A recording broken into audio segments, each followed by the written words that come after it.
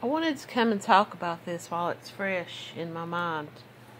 I was just scrolling through my Facebook, having my morning coffee, getting ready to start my day, and I saw this meme. I don't know if I can find it on here now. It said something like, go back through my feed, here it is.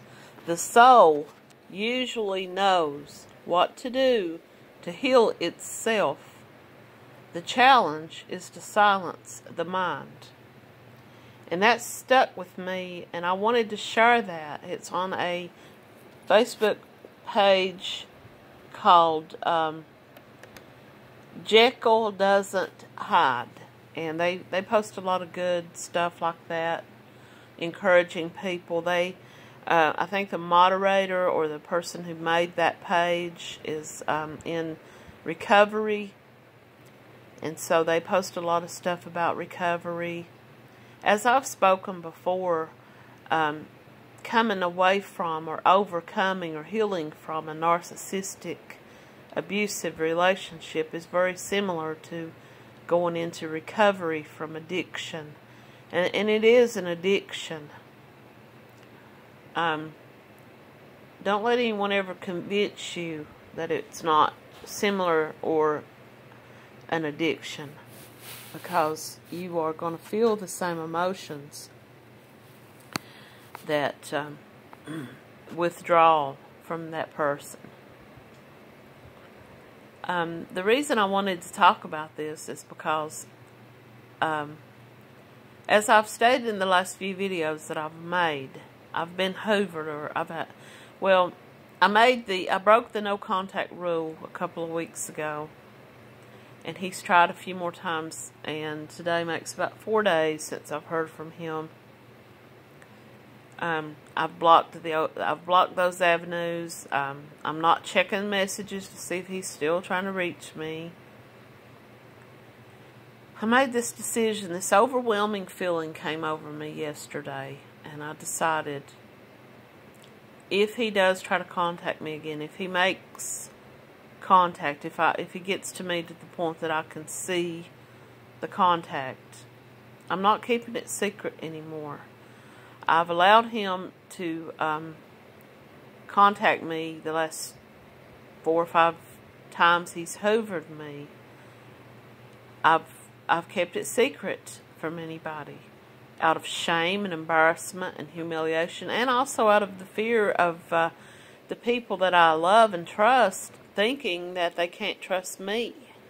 I don't want the man that I live with and that I love and have a relationship with to think that he has reason to mistrust me, to think that I'm speaking to someone else, or that I am looking outside of our relationship, because I'm not interested.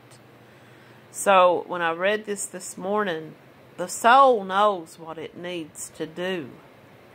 You know inside of your heart, you know inside of your psyche that you need to block these people. You need to get away from them finally. It has to be, everything has to come to an end eventually. And we may say, oh, I'm over them, it's been over for a couple of years, but if you're allowing contact, and if you're checking messages, if you are, asking around about them, or whatever it is that you're doing that keeps you in contact with them, or at least in the know about them, you're not settling your soul. Your mind, it's like this meme says, you have to, your soul knows what to do, but your mind won't allow it. I sat here last night and I was watching some videos on YouTube. I watched videos about scammers and how they, these people from like Africa or these other countries, they scam people. So these reverse scammers, they get on there and they call them up and they pretend to be elderly people or people who are not very computer savvy, and they reverse the scam on the person trying to take advantage. And, narcissism is a scam. They operate very much like these scammers. They don't care. This guy gets on there and he pretends to be an 87-year-old woman, and he talks to these people, and he's confused, and he's talking about having trouble holding his bladder and things like that, and just the way that an elderly woman might be. And the person on the other end of the phone does not care. If they can't get it soon, they will keep on and breaking these people down, trying to get that money, trying to get them to send them play cards or something like that. And that's the way a narcissist does. They will break you down. If you stay on the phone with them, if you stay in contact with them, they will keep right on and on. They don't care how sick you are. They don't care what's going on out in your job or in your home life or with your friends, or, if you've had a health scare. They don't care about you. Their end result is to get the result that they're looking for, whatever that may be. And in my ex, in his case, it's sex. That's all he sees me as. Anytime he thinks that he wants to have someone to have sex with, outside of his relationship, mind you, he tries to contact me. He has demoralized me, sexualized me. Something that I wanted to share. Every couple, not every couple, but many couples have little names for each other. You may say honey or baby or sweetheart, or you may have some little love name that you use when you talk to them. After the initial discard, when he hoovered me the first couple of times, and I still hadn't figured out that he was a narcissist. I hadn't put it all together yet. When I allowed him back into I won't say my life, but when I allowed contact from him, he would almost immediately, after maybe 2 short conversations, he would go to sex. And he became more abusive. He became more demeaning. And he started calling me doll. And he never called me that when we were together. And I started thinking about that. And for anyone out there who's called doll, I don't mean anything bad. But for myself personally, I just do not like that. And I wondered, why does that bother me so much when he calls me doll? Most women. But I asked him, don't call me that. I don't like that. And it dawned on me later, when I finally discovered narcissism and started figuring this all out, was that he had started calling me doll because that's all I was to him, was a doll. I was a sex toy. He didn't want to call me by my name because he didn't want to give me a personality. He didn't want to make me a human. He didn't want to make me someone with flesh and blood. He wanted to use my body as a vessel for his sexual desires, and he became more and more, I've talked about this in my playlist, my relationship with the narcissist. Toward the end of the playlist, I talk about these times when he hoovered me. He wanted things from me that I had never taken part in, and I didn't want to take part in sexually, and I felt uncomfortable. I did not feel turned on. I did not feel like I wanted to be with him. I felt like that he was almost deliberately, pushing and pulling. He would come to me pretending like he wanted to be with me, and then he would start pushing me because he knew I was going to say no. So he was just playing a game of tug-of-war with me.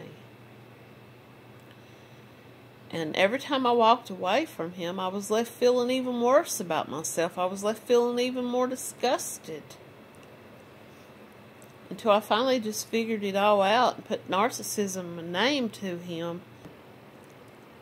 It finally dawned on me that I was taking part in his reindeer games or his little games.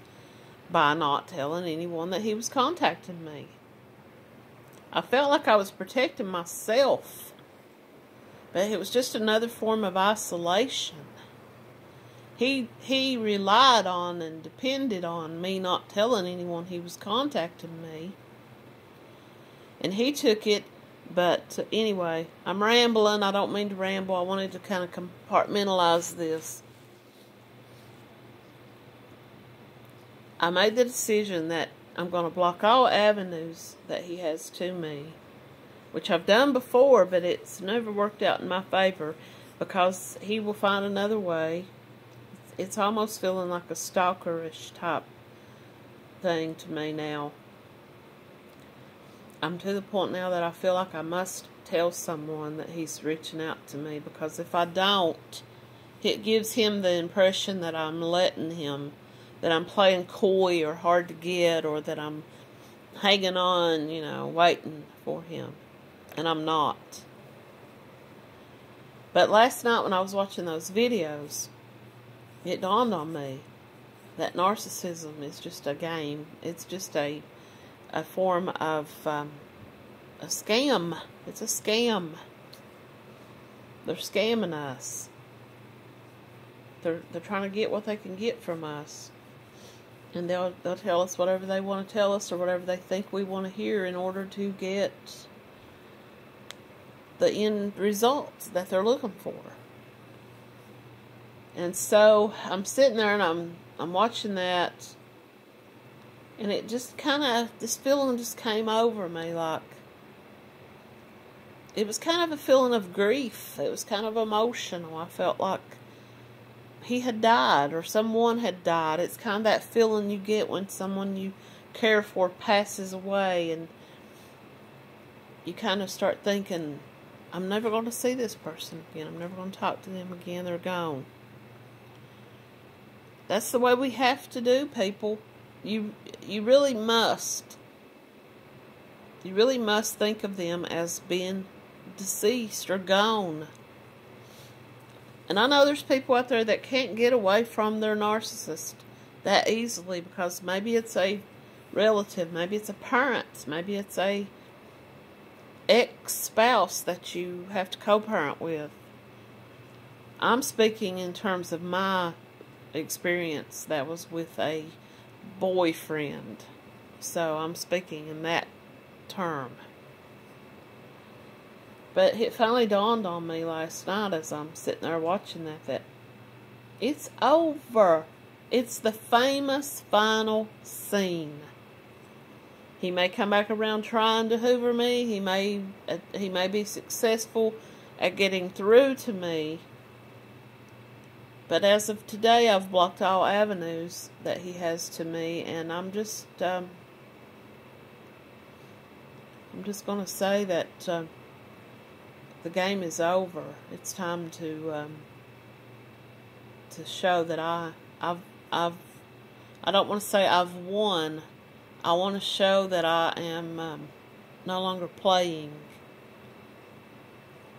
I will go through this little grief process. I know people out there thinking, well, how could you have any grief?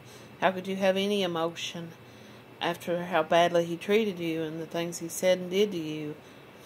Well, we're human beings, and our heart feels what it feels. And as much as we want our mind to stop battling our heart has to go through that heartbreak, and then it begins to heal. Just like when someone you really do love dies, such as when my father died, and I went through that grief process.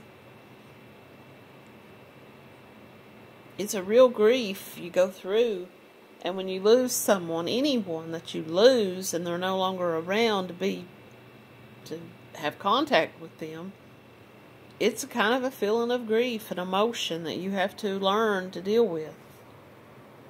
But I think in the long run, I'm going to be so much better off. I know I'm going to be so much better off. You, the listener out there hearing this, that's going through this, you are going to wake up one day happy. You're going to wake up one day and they're not going to be the first thought in your head. You're going to wake up one day and you're not going to want to go to YouTube and watch videos about narcissism. You're going to want to go outside, and you're going to want to work in your garden, and you're going to want to surround you, and you're going to take pride in yourself. And you're going to pride yourself on being an honest person. You're going to pride yourself on being open. You're not going to hide anything. You're not going to allow other people to entice you to hide. You're not going to keep their secrets anymore. You're not going to be scandalized and demoralized and demeaned. You're going to walk with your head held high. You're going to feel happiness. You're going to be surrounded by light. You're going to be surrounded by people who bring light and joy. And you're not going to want anyone. You're not going to want to be around anyone who brings you down or makes you feel less than or not worthy. Who's gone through a scam, or who has gone through a real death of a loved one, and they're grieving a real loss. Or they're going through the loss of the narcissist, and they've been discarded and mistreated and abused for so long, until finally their mind clears and their heart and their mind get on the same track and stop battling each other. So I'm going to end on that note. If he contacts me again, if he's able to get through to me, if this plays out in any way that I feel I need to make another video about, I will.